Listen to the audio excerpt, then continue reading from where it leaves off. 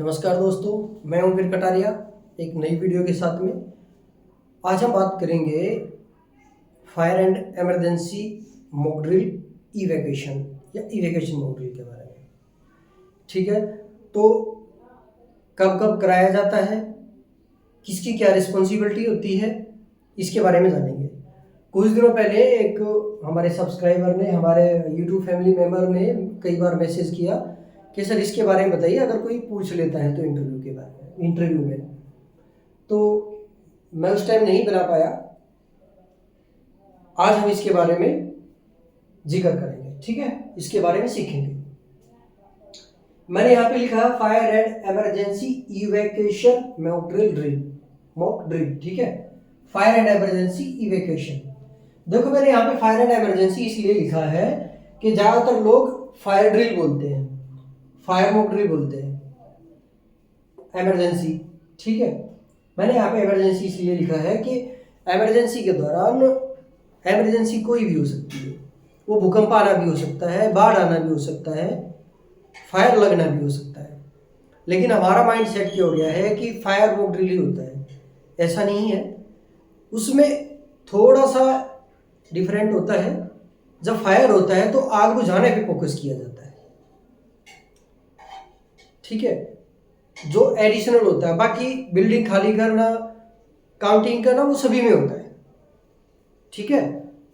तो इसके बारे में बात करेंगे। तो फायर एंड इमरजेंसी जो इवैक्यूएशन मॉक ड्रिल, इवैक्यूएशन का मतलब होता है बिल्डिंग को खाली करने की प्रैक्टिस करना। अब बात करते हैं मॉक ड्रिल होता क्या है। तो मॉक ड्रिल एक प्रैक्टिस है, एक ट्रेनिंग है, जो कि किसी भी इमरजेंसी से निपटने के लिए प्रिपरेशन कराती है या करते हैं।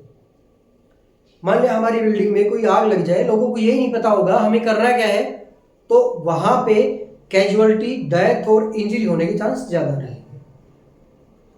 अगर हम पहले ही ये मॉक ड्रिल वहां पे कंडक्ट कराते रहेंगे, लोगों के अंदर अवेयरनेस रहेगी हमें करना क्या है, किसको क्या करना है। जब हमें मान के चलो कि फायर ऑफिसर या कोई भी एक ऑफिसर भर्ती कर रहे हैं, उसको यही नहीं पता है इस ऑफिसर की जिम्मेदारी क्या है, इसको क्या करना होगा ऑफिस में जाने के बाद, तो वो क्या एग्जीक्यूट करेगा, वो क्या ऑफिसर बनेगा। तो सेम यहां पे है।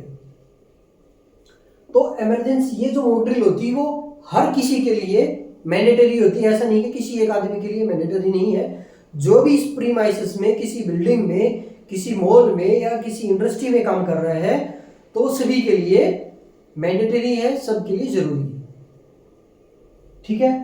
तो अब बात करते हैं कि फ्रीक्वेंसी क्या है, यानी कितने दिनों में मॉक ड्रिल कराई जाती है या कराई जानी चाहिए। अगर हम रिटर्न रिकॉर्ड के बारे में बात करें तो रिटर्न रिकॉर्ड बोलता है कि पहले 2 साल तक, अगर कोई भी एक इंडस्ट्री खोलते हैं तो पहले 2 ईयर तक आपको हर 3 महीने में मॉक ड्रिल करानी है। वो क्यों? क्योंकि ये कंपनी नहीं बनी है, सारे एम्प्लॉय नए हैं, हो सकता है ज्यादातर नई हायरिंग हो, फ्रेशर हो, तो उनको पता ही नहीं होगा। अब 6 महीने में हम फर्स्ट में करवा रहे हैं, साल में करा रहे हैं, और उस 6 महीने उस साल के बीच में कोई वो हो गया, एक ही दिन में कोई महारथी नहीं बन जाता है। एक दिन की ट्रेनिंग लेने से या 1 घंटे की ट्रेनिंग लेने से, इसमें ज्यादा से ज्यादा आधा 1 घंटा लगता है। इतने में कोई इतना समझदार, इतना अवेयरनेस नहीं हो जाएगी, ठीक है। तो रूल क्या बोलता है कि पहले 2 साल तक, कोई भी कंपनी नई स्टैब्लिश होती है तो उसके पहले 2 साल तक आपको हर 3 महीने में करानी है। उसके बाद जब आपको लगे कि ज्यादातर लोग स्टेबल हो गए हैं, छोड़ के नहीं गए, कम लोगों का रेशो है, कंपनियों में आना जाना तो लगा ही रहता है, तो आपको हर 6 महीने में मॉक ड्रिल करानी ही करानी है। ये गवर्नमेंट की गाइडलाइन है, दोनों की दोनों ही। अब कोई पूछे कहाँ लिखा है, तो ये लिखा है एनबीसी पार्ट 4 में। ये एनबीसी पार्ट 4 की रिक्वायरमेंट है और फैक्ट्री एक्ट की भी सेम है, ठीक है। अब ये हो गया कि इतने दिन में कराना चाहिए। अब आप भले से हर महीने करा लो, आपको लगता है कि मेरे को ज्यादा अवेयरनेस देने की जरूरत है, हर महीने कराओ, नो प्रॉब्लम। आप 2 महीने में कराओ, लेकिन क्वार्टर और 6 मंथ में तो आपको कराना ही कराना है, ऐसा नहीं कि एक बार करा दी तो बस अब चलता रहेगा। ठीक है, जब ये कराई जाती है तो आपको रिटर्न रिकॉर्ड, अटेंडेंस, वहां के फोटो सबका एक रिकॉर्ड रखना होता है। ये गवर्नमेंट चेक करती है ऑडिट के दौरान। उसके बाद आता है प्रिपरेशन। अब हम प्रिपरेशन कैसे कराएं, ये चीजें इंटरव्यू में पूछी जाती हैं। जो ये है पूरा का पूरा आप नोट डाउन कर ले, अच्छे से सीख ले, इंटरव्यू में ये चीजें पूछी जाती है। भाई इसकी प्रिपरेशन कैसे करेंगे, आप जा करके बैल बजा दोगे और बिल्डिंग खाली करा दोगे, कैसे ही करना है, तो ऐसा नहीं है। सबसे पहला स्टेप होता है प्रिपरेशन, जिसमें मैंने लिखा है डिपार्टमेंट मीटिंग, यानी जितने भी कंपनी के अंदर डिपार्टमेंट है, बिल्डिंग में डिपार्टमेंट है, सबको एक मीटिंग में बुलाया जाएगा, एडवांस इंफॉर्मेशन दी जाएगी, सबको इकट्ठा किया जाएगा और सबकी राय ली जाएगी। इसमें सबसे ज्यादा जो रोल रहता है वो होता है प्रोडक्शन डिपार्टमेंट का। प्रोडक्शन वेयर हाउस या प्रोडक्शन से रिलेटेड ज्यादातर ये दो ही लोग इन्वॉल्व होते हैं। इसके अलावा जो भी आपकी इंडस्ट्री में या आपके एरिया में है तो उसको भी आप इन्वॉल्व कर सकते हैं। अब यही ज्यादा इंपॉर्टेंट क्यों है, ये इसलिए है कि देखो ये तो हमारी गाइडलाइन है, गवर्नमेंट की गाइडलाइन है कि मॉक ड्रिल होनी चाहिए, लेकिन कंपनी की रिक्वायरमेंट क्या है, कंपनी की रिक्वायरमेंट है कि हमारा प्रोडक्शन भी होना चाहिए।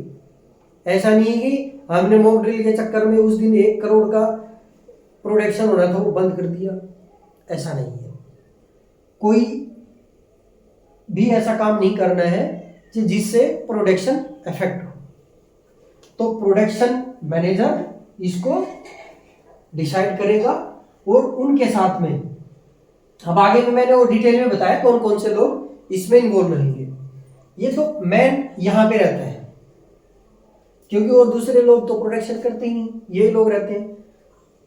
प्रोडक्ट वेयर हाउस में दो है, रॉ मटेरियल और फिनिश मटेरियल, और ये दोनों यहाँ से रिलेटेड प्रोडक्शन से, तो ये ज्यादा इम्पोर्टेंट है। ठीक है, तो मीटिंग करी जाएगी, सभी डिपार्टमेंट बुलाए जाएंगे, ये लोग डिसाइड करेंगे। ये हमें कोई भी एक डेट दे दे, मान लिया 21-25, कोई भी एक डेट दे दे कि आप इस दिन हमारा प्रोडक्शन को आप इतनी देर के लिए होल्ड भी करोगे तो उस पर प्रोडक्शन पे कोई इफेक्ट नहीं होगा, कंपनी को भी लॉस नहीं होगा। तो ये हमें कोई भी एक डेट दे देंगे, हम उस डेट के आधार पे एक नोटिस भेजेंगे सभी अपर मैनेजमेंट को, और वो उस दिन पे एग्जीक्यूट की जाएगी, ऑर्गेनाइज की जाएगी। ठीक है, अब यहां पे आता है रिस्पॉन्सिबिलिटी डिस्ट्रीब्यूशन डिपार्टमेंट वाइज। अब हर डिपार्टमेंट के हिसाब से अलग अलग रिस्पॉन्सिबिलिटी को डिवाइड कर दिया जाएगा। देखो मैंने ये यहाँ पे डिपार्टमेंट में पहले ही बोल दिया गया है कि आपकी ऑर्गेनाइजेशन में, आपकी प्रीमाइसेस में जितने भी डिपार्टमेंट है सबको मीटिंग में बुलाया जाएगा। मेंटेनेंस, सिक्योरिटी, सेफ्टी और एडमिन, एचआर, प्रोडक्शन, वेयरहाउस, जो भी है सब यहाँ पे डिपार्टमेंट्स में सारे के सारे।